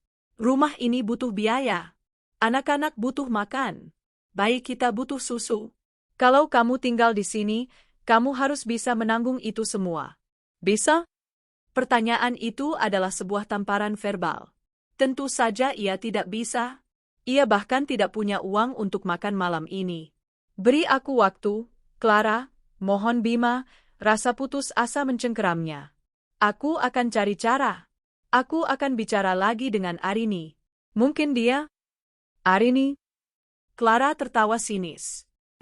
Wanita yang baru saja menghancurkanmu sampai berkeping-keping itu? Mas, sadar dong. Kamu sudah tidak punya apa-apa lagi di matanya, dan jujur saja, di mataku juga. Clara berjalan ke arah pintu, membukanya sedikit.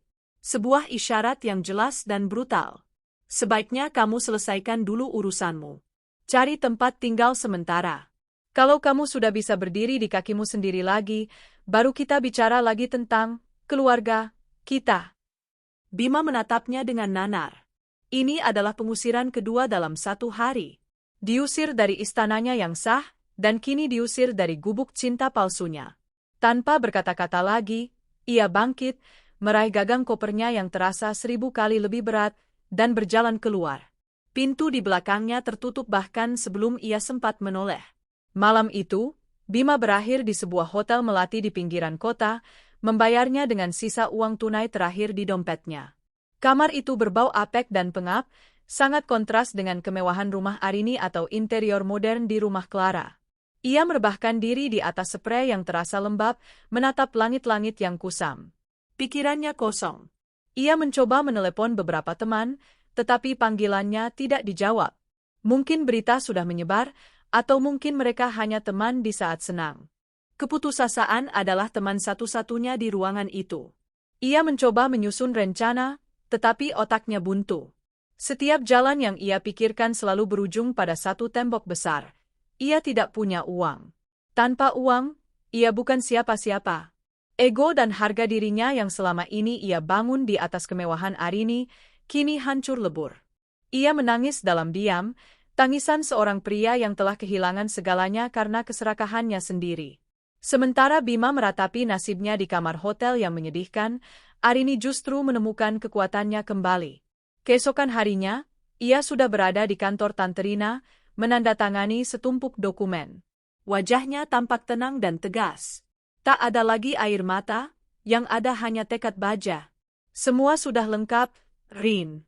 Gugatan cerai, tuntutan hak asuh anak sepenuhnya, dan laporan pidana penggelapan sudah Tante daftarkan pagi ini di pengadilan dan kepolisian, jelas Tante Rina sambil merapikan berkas-berkas.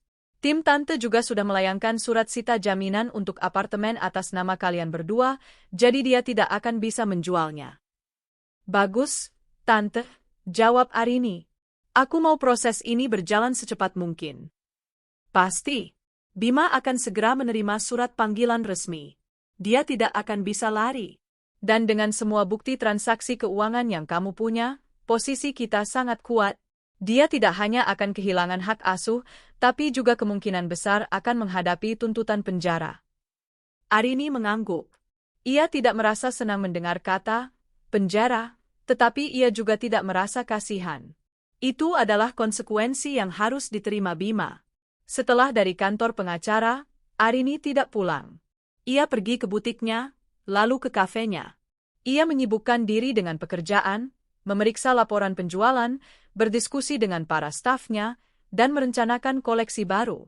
Para karyawannya menyadari ada yang berbeda dari bos mereka. Arini tampak lebih pendiam, tetapi juga lebih fokus dan tajam. Aura kekuatan menguar dari dirinya, aura seorang wanita yang telah melewati badai dan keluar menjadi lebih kuat. Bekerja adalah terapinya. Bisnis yang ia bangun dari nol ini adalah bukti kemandiriannya, bukti bahwa ia tidak pernah membutuhkan Bima untuk menjadi sukses. Pria itu hanyalah benalu yang selama ini menempel, mengisap sari kehidupannya. Sore harinya, saat menjemput Rian, Arini sudah menyiapkan senyum terbaiknya. Ia membawa putranya makan es krim dan bermain di taman bermain. Ia mencurahkan seluruh perhatian dan kasih sayangnya untuk Rian, mencoba mengisi kekosongan yang ditinggalkan ayahnya dengan cinta yang berlipat ganda. Ia tahu jalan di depannya tidak akan mudah, terutama dalam membesarkan Rian seorang diri, tetapi melihat tawa putranya, ia tahu ia akan sanggup melakukan apapun. Beberapa hari berlalu. Hidup Arini mulai menemukan ritme barunya. Pagi bekerja, sore bersama Rian, malam merencanakan strategi bisnis dan hukum. Ia tidak lagi memikirkan Bima. Pria itu seperti bab yang sudah selesai ia baca dan ia tutup rapat-rapat. Di sisi lain, dunia Bima semakin terperosok ke dalam jurang. Uangnya habis.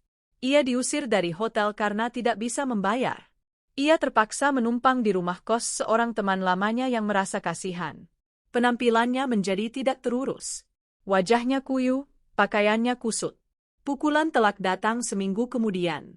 Saat ia sedang berada di kantor, seorang kurir pengadilan datang dan menyerahkan sebuah amplop coklat besar kepadanya, disaksikan oleh beberapa rekan kerjanya. Dengan tangan gemetar, Bima membukanya. Isinya adalah surat gugatan cerai dan panggilan sidang pertama dari pengadilan agama, serta surat panggilan pemeriksaan dari kepolisian atas laporan penggelapan. Berita itu menyebar di kantor seperti api. Bisik-bisik di sudut ruangan, tatapan mencemooh di lorong, semua tertuju padanya. Pria yang selama ini dikenal sebagai suami dari pengusaha sukses, yang selalu tampil necis dan berwibawa, kini dicap sebagai penipu dan pezina. Siang itu juga, ia dipanggil oleh atasannya. "Bima, saya sudah dengar masalah pribadimu," kata manajernya dengan nada formal. "Perusahaan tidak ingin ikut campur, tetapi ini sudah menyangkut citra perusahaan. Dengan berat hati, untuk sementara waktu, kami nonaktifkan sampai semua urusan hukummu selesai." Dinonaktifkan. Itu adalah cara halus untuk mengatakan, dipecat. Bima keluar dari ruangan itu dengan perasaan hampa. Ia kehilangan istri, anak, harta, kekasih, dan kini, pekerjaannya. Ia benar-benar telah mencapai titik terendah. Diliputi oleh keputusasaan total, hanya ada satu hal yang bisa ia pikirkan. Ia harus bicara dengan Arini. Memohon, bersujud, apapun akan ia lakukan. Dengan sisa tenaga yang ia punya, ia pergi ke rumah Arini. Ia tiba di depan gerbang megah itu saat Arini baru saja pulang menjemput Rian. Mobil Arini berhenti di depan gerbang yang sedang dibuka oleh satpam. Bima berlari menghampiri. "Arini, tunggu!" serunya. Arini, yang berada di dalam mobil, melihat Bima melalui kaca jendela. Penampilan pria itu membuatnya nyaris tidak mengenalinya. Kumis dan jenggotnya mulai tumbuh tak beraturan, wajahnya tirus, dan matanya memancarkan keputusasaan yang liar. Rian yang duduk di sampingnya menatap keluar dengan bingung. "Bunda, itu ayah?" Arini dengan cepat menekan tombol untuk menaikkan kaca jendela mobilnya. "Pak, cepat tutup lagi gerbangnya," perintahnya pada satpam melalui interkom. "Arini, tolong, dengar aku dulu." Bima menggedor-gedor kaca jendela mobil. "Aku minta maaf. Aku salah. Cabut gugatanmu, Rin. Aku mohon. Hidupku hancur." Arini menatap lurus ke depan, wajahnya tak menunjukkan ekspresi apapun. Ia tidak merasakan iba. Yang ia rasakan hanyalah muak. Pria ini tidak menyesali perbuatannya, ia hanya menyesali konsekuensinya. "Pak Satpam, usir orang ini. Kalau dia tidak mau pergi, telepon polisi," kata Arini dengan suara dingin melalui interkom. Satpam itu, dengan sigap, langsung menghadang Bima. Gerbang mulai tertutup secara otomatis. "Arini, jangan lakukan ini padaku." "Arini!" teriak Bima, suaranya terdengar putus asa. Mobil Arini perlahan masuk ke halaman rumah. Dari kaca spion, Arini bisa melihat bayangan Bima yang berdiri lunglai di luar gerbang yang kini tertutup rapat. Pintu itu telah ia tutup. Baik pintu gerbang rumahnya, maupun pintu hatinya. Tak akan pernah ada jalan kembali untuk Bima. Pria itu harus menghadapi kehancurannya seorang diri. Beberapa bulan berlalu dalam kabut proses hukum yang menguras emosi, namun Arini melewatinya dengan kepala tegak. Hari ini adalah puncaknya. Ruang sidang pengadilan agama terasa dingin dan hikmat, menjadi saksi bisu akhir dari sebuah ikatan suci yang dinodai pengkhianatan. Arini duduk dengan tenang di samping Tante Rina, mengenakan blus batik elegan yang memancarkan aura profesional dan kekuatan. Ia tidak menoleh sedikit pun ke arah Bima yang duduk di seberang ruangan. Bima adalah pemandangan yang menyedihkan. Pria itu tampak 10 tahun lebih tua. Tubuhnya kurus, wajahnya kuyu, dan setelan jas yang ia kenakan tanpa kebesaran, seolah meminjam milik orang lain. Tak ada lagi jejak pria arogan dan tampan yang pernah membuat Arini jatuh cinta. Yang tersisa hanyalah seorang pecundang yang menatap kosong ke arah meja hakim, menunggu nasibnya diputuskan.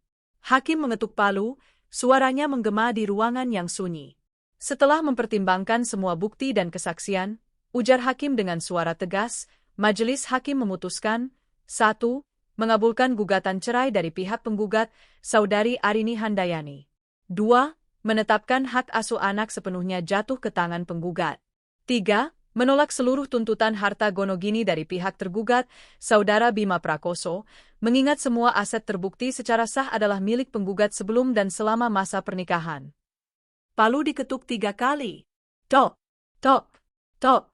Setiap ketukan terasa seperti paku terakhir yang ditancapkan di peti mati pernikahannya. Tapi bagi Arini, itu adalah suara kebebasan. Ia menarik napas dalam-dalam, sebuah napas lega yang seolah melepaskan beban seberat 1 dekade dari pundaknya. Selesai sudah. Secara hukum, ia bukan lagi istri seorang pengkhianat. Ia bangkit, menyalami Tante Rina dengan tatapan penuh terima kasih. Saat ia berbalik untuk meninggalkan ruangan, matanya tanpa sengaja bertemu dengan mata Bima. Di sana, ia melihat permohonan, penyesalan, dan keputusasaan. Namun, Arini tidak merasakan apa-apa. Tak ada iba, tak ada amarah, hanya kehampaan. Ia hanya mengangguk singkat, sebuah pengakuan formal bahwa mereka pernah saling kenal, lalu berjalan keluar tanpa menoleh ke belakang. Namun, ini barulah babak pertama dari kehancuran Bima. Babak kedua berlangsung di pengadilan negeri beberapa minggu kemudian. Kasus pidana penggelapan yang dilaporkan Arini berjalan dengan bukti yang tak terbantahkan. Tim Tante Rina membeberkan aliran dana dari rekening bisnis Arini yang ditransfer Bima secara sistematis ke rekening pribadinya, lalu ke rekening atas nama Clara Wulandari. Jumlahnya fantastis. Bukti pembelian rumah, mobil, dan barang-barang mewah untuk Clara semuanya terungkap di persidangan. Bima, tanpa pengacara yang mumpuni karena tak mampu membayar, hanya bisa pasrah. Ia mencoba membela diri, mengatakan uang itu adalah gaji atau bonus yang diberikan Arini, sebuah kebohongan lemah yang langsung dipatahkan oleh kesaksian manajer keuangan perusahaan Arini. Putusan hakim sekali lagi menjadi lonceng kematian baginya. Bima Prakoso dinyatakan bersalah atas tindak pidana penggelapan dalam jabatan dan dijatuhi hukuman 4 tahun penjara. Saat vonis dibacakan, Bima ambruk di kursinya. Wajahnya pucat pasi. 4 tahun. 4 tahun hidupnya akan dihabiskan di balik jeruji besi. Di sudut ruang sidang, Arini menyaksikan semuanya dengan hati yang tenang. Ini bukan balas dendam, ini adalah keadilan. Keadilan untuk setiap tetes keringatnya yang dicuri, untuk setiap kepercayaan yang dikhianati. Karma tidak berhenti pada Bima. Efek domino dari kejatuhannya menghantam Clara dengan kekuatan penuh.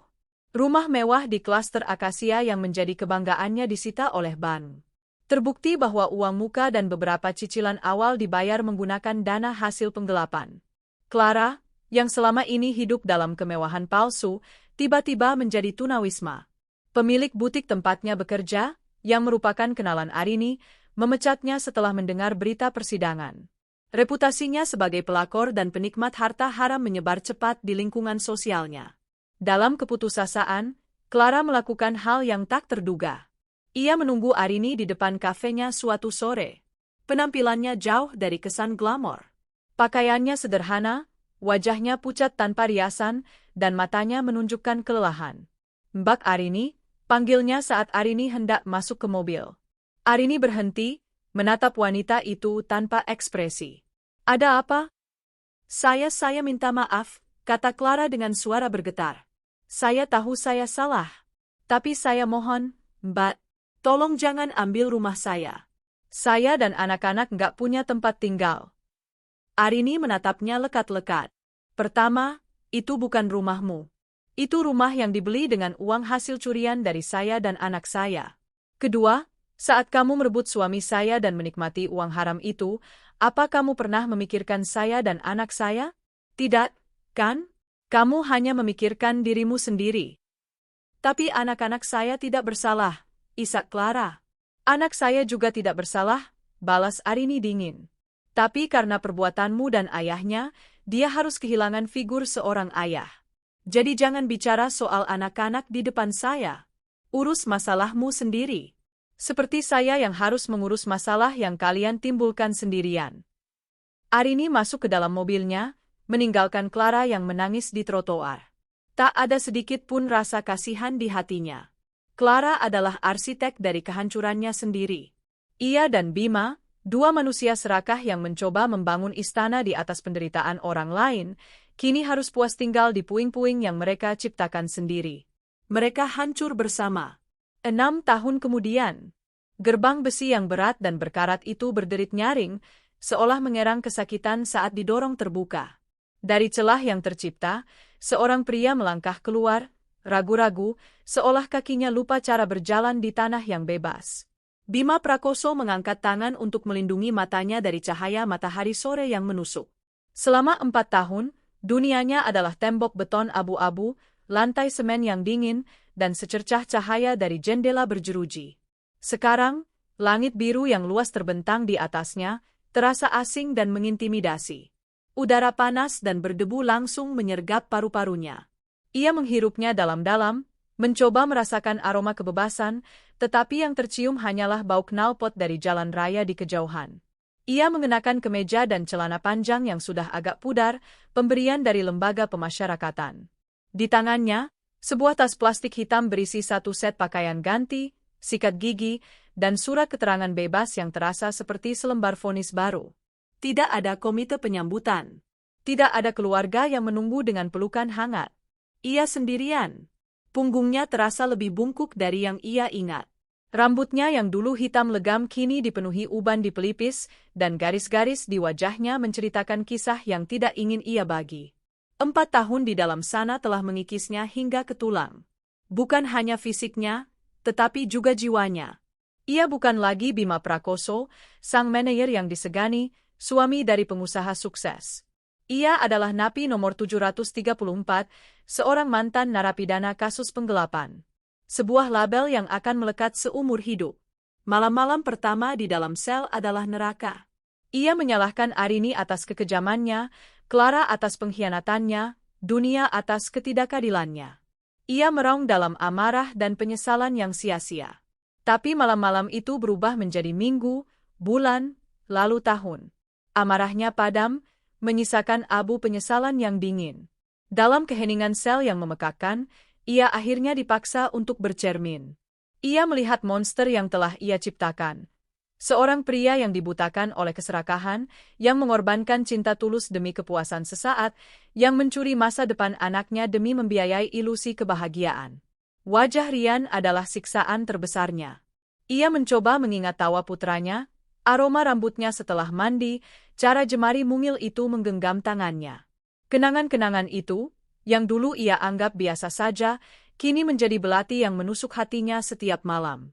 Berapa usianya sekarang? 12? 13? Apakah Rian membencinya? Tentu saja. Bagaimana mungkin seorang anak tidak membenci ayah yang telah menghancurkan keluarganya?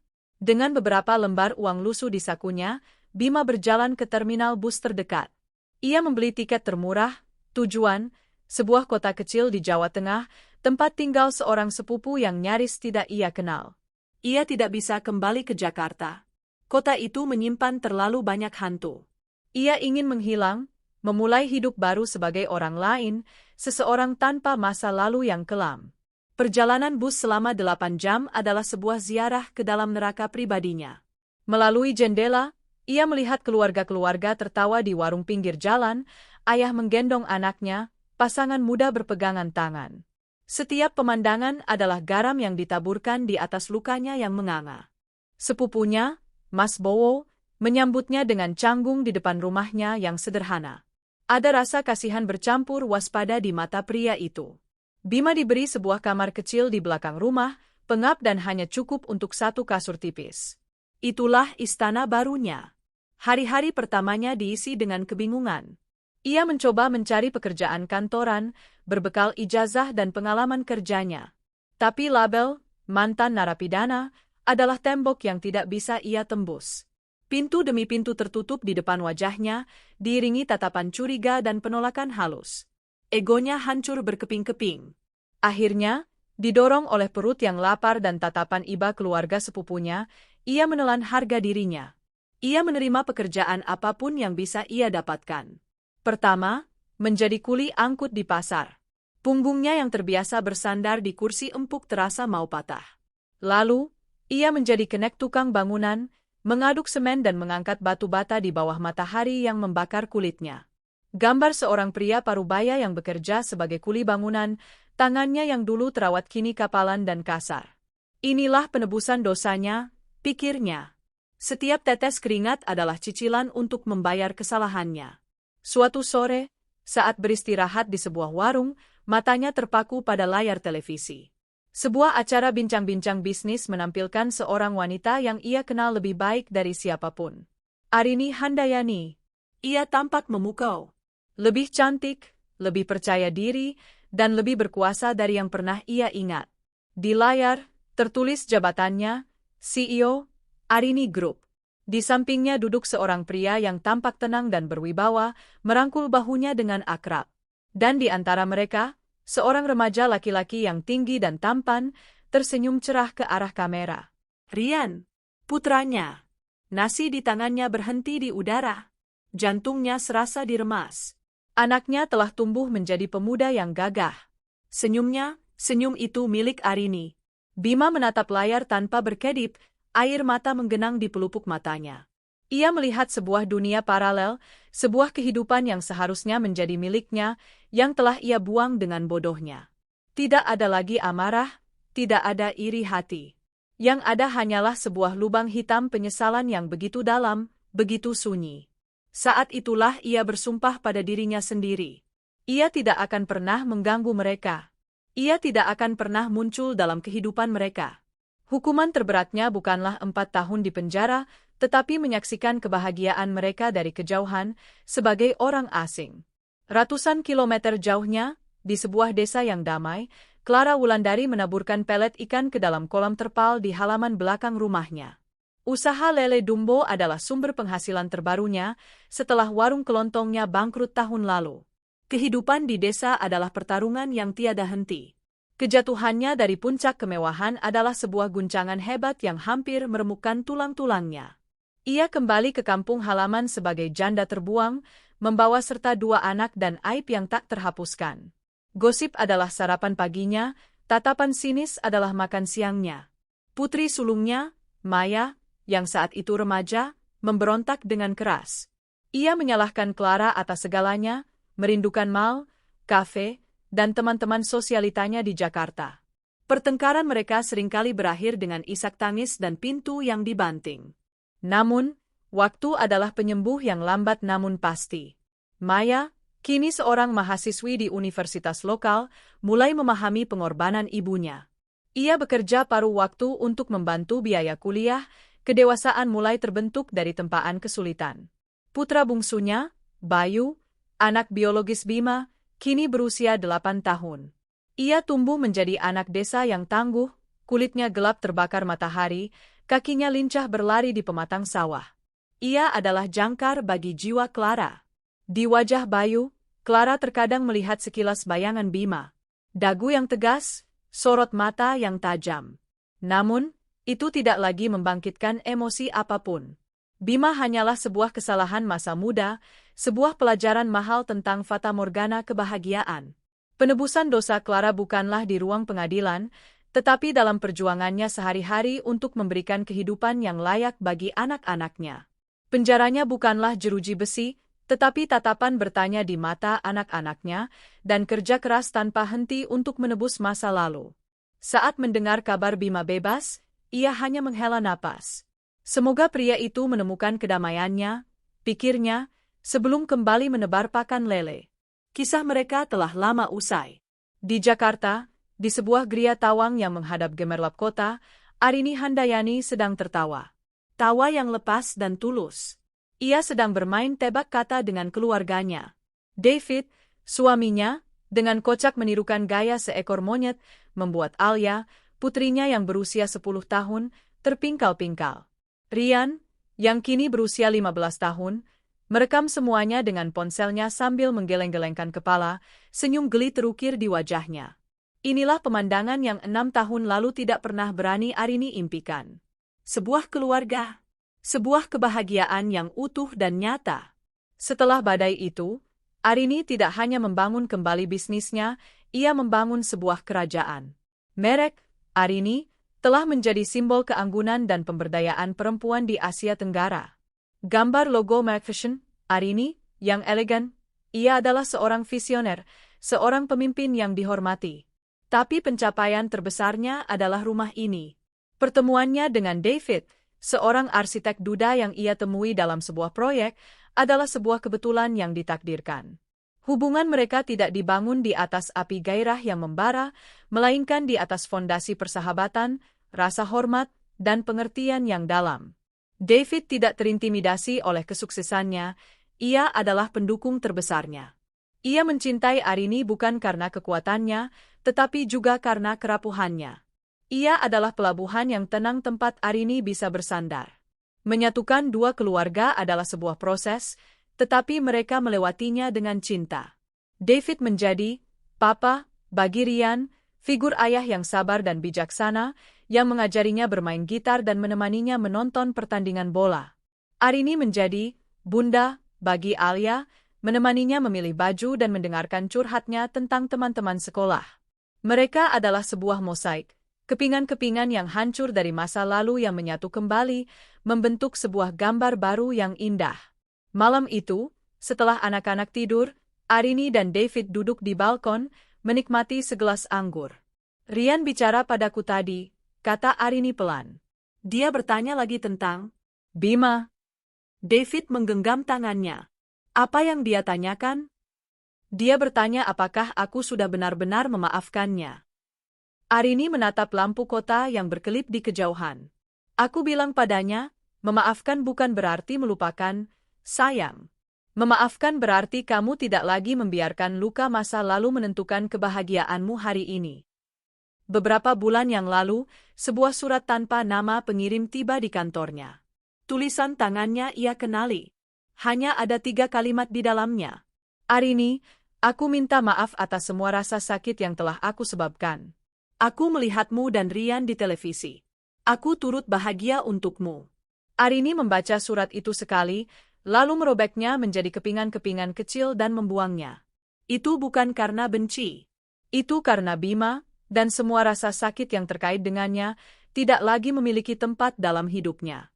Pemaafan telah ia berikan, bukan untuk Bima, tetapi untuk dirinya sendiri, bertahun-tahun yang lalu. Kamu wanita terkuat yang pernah aku kenal, bisik David. Arini tersenyum, menyandarkan kepalanya di bahu suaminya. Kekuatan, pikirnya. Dulu ia pikir kekuatan berarti tidak pernah jatuh. Sekarang ia tahu, kekuatan sejati adalah kemampuan untuk bangkit setiap kali kau jatuh, membersihkan debu dari lututmu, dan terus berjalan menuju fajar, bahkan jika kakimu gemetar. Ia teringat hari di mana ia memergoki Bima di depan sekolah itu. Hari di mana dunianya runtuh. Rasanya seperti seumur hidup yang lalu.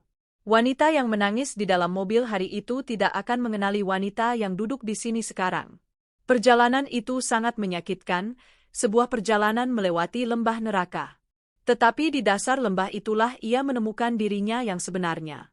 Matahari terbenam telah lama berlalu, digantikan oleh malam yang bertabur bintang.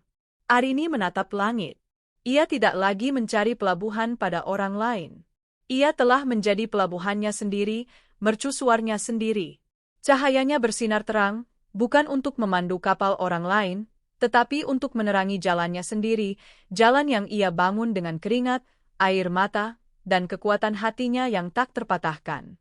Dan di jalan itu, ia dikelilingi oleh cinta sejati, sebuah cinta yang ia pilih dan ia rawat.